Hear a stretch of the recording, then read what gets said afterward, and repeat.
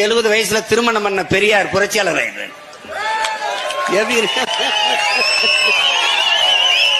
அப்பா இன்னும் எத்தனை காலகட்டத்துக்கு இதே சொல்லிட்டு சுத்த போறீங்க? 1898 பெரியார் நாகம்மையார கல்யாணம் பண்ணாரு. 1933 நாகம்மையார் இறந்தாங்க. 2 பேருக்கும் குழந்தையே கிடையாது. அன்னைக்கு காலகட்டத்துல பொம்பளைக்கு குழந்தை இல்லைன்னா அதே சாக்கா சொல்லி 2வது கல்யாணம் பண்ணவங்க எத்தனையோ பேர் இருக்காங்க.